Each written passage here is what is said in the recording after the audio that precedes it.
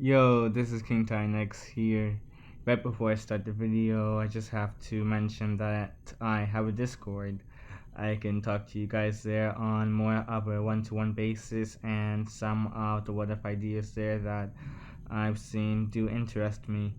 I've even made thumbnails for a couple of them. If you want to join in on the conversations or just see the thumbnails there, the link is in the description. With this out to the way, we can roll that intro.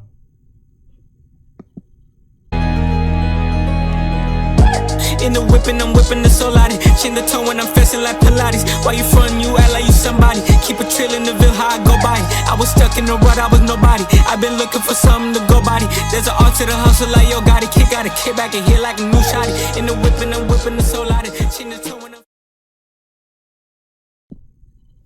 Now, I'll be taking more of a fanfiction-y route with this, well, beyond the concept itself. Here's how everything would go. We would start the story off with Hisashi. Hisashi came from a family of heat-related Quirk users.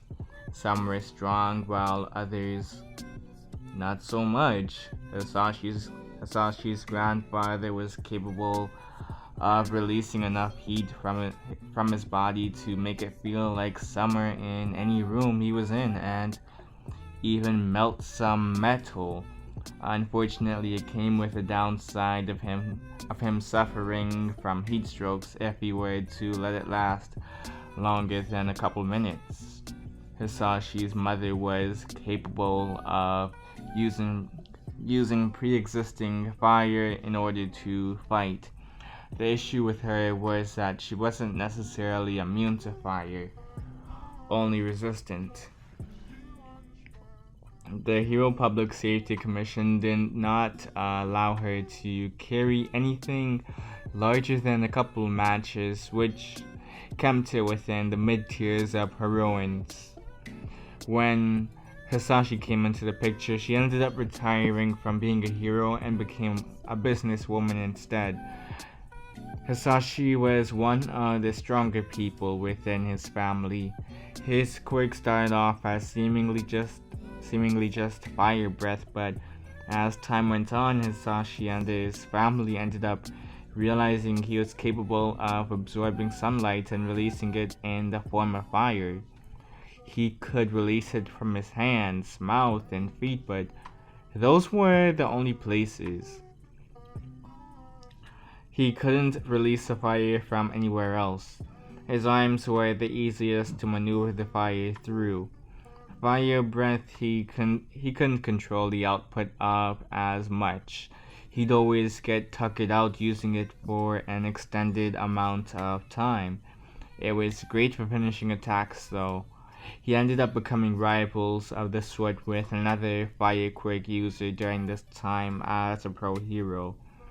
Hisashi didn't care about surpassing All Might, but he was interested in humbling the bigger fire user known as Endeavor.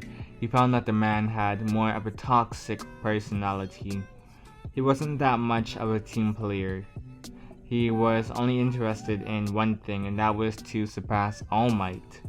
Eventually, Endeavor realized that he himself was incapable of surpassing the man. But that didn't necessarily mean the same for his children apparently.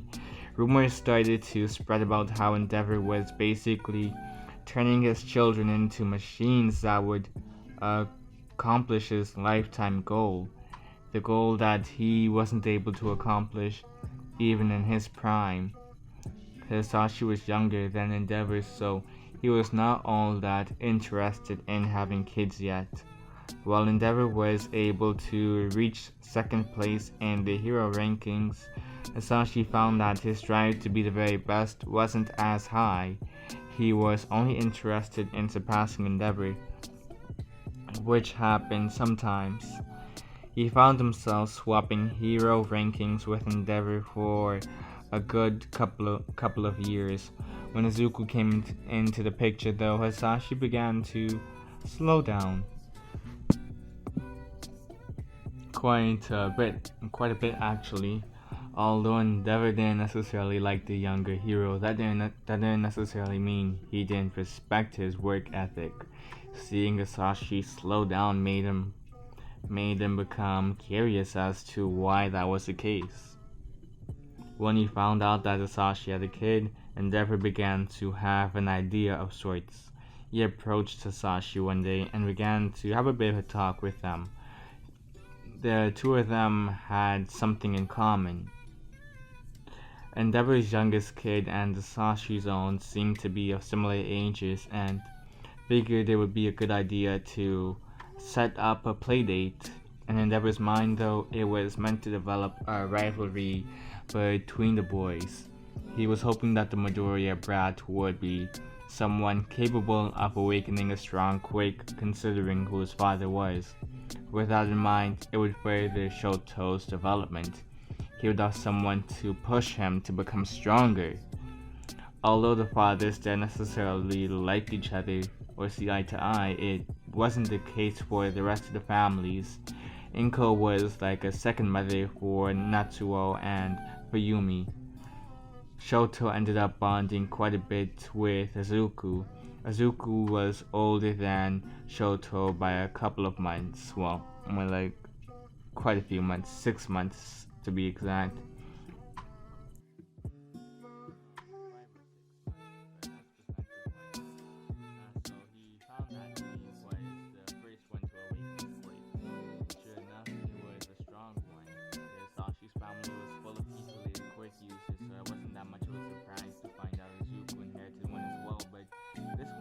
To also take after Inko's own as well.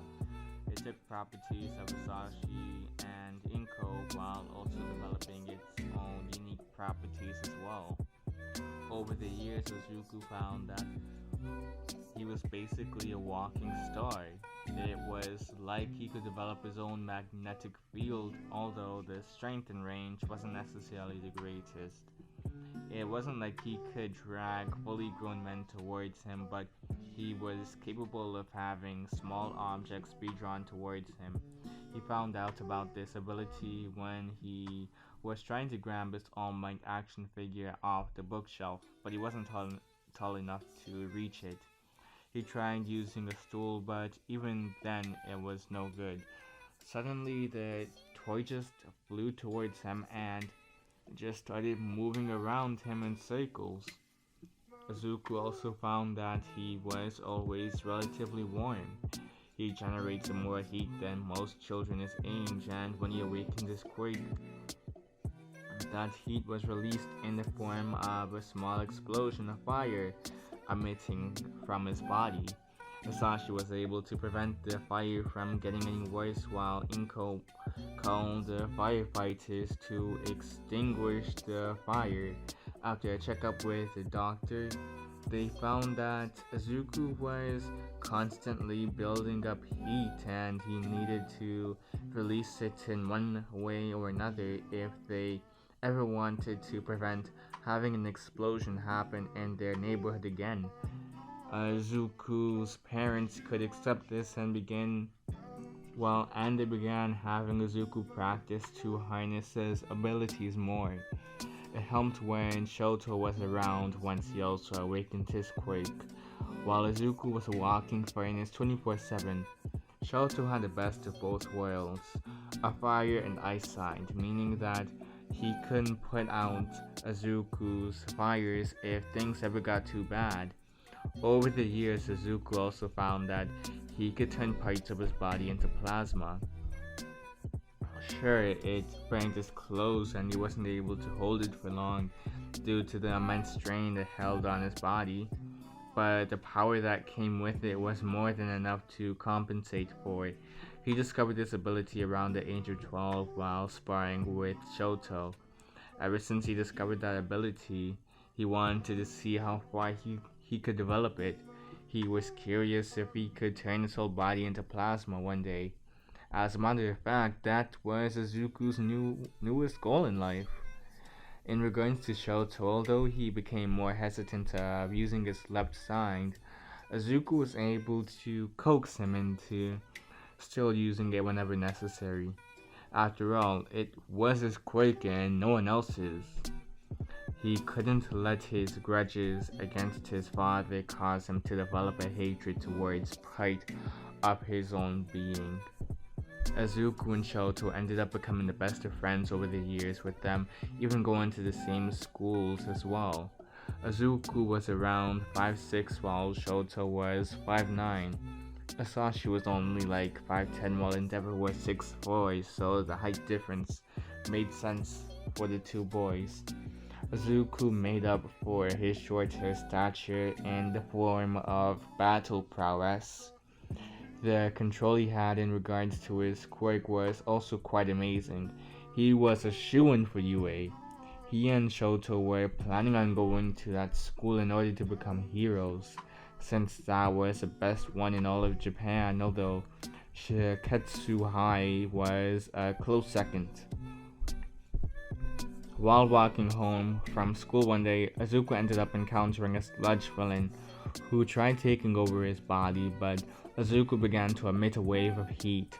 This heat was enough to cause the sludge villain's body to begin to boil. They screamed bloody murder before trying to escape from Izuku's presence. Things only became worse for the thief when All Might appeared from out of a sewer hole and punched the sludge villain with enough force to send him splattering all over. Izuku coughed up some chunks from the disturbing man and thanked All Might for his help. The blonde was busy cleaning up the area, retrieving pieces out of the sludge villain. Eventually, when All Might was done with the villain, he attended to Izuku, making sure that he was okay. At first he thought Izuku had a fever, but Izuku simply explained that was part of his quirk, which basically turned him into his own mass of heat, with a gravitational pull as well. All Might became intrigued with that quirk and began to think back to a couple of hot-headed heroes he worked with in the past. When he asked for the boy's name, Izuku was a bit confused, but told him. When he heard the last name of the boy, All Might chuckled a little. This was All Might's first time meeting the son of the solely hero, Ra. Izuku was given an autograph by All Might and told to stay out of trouble. That and to say hi to his dad for him. All Might could feel his time limit approaching, so he rushed a goodbye and fled the scene. Izuku was left in awe seeing All Might practically fly away.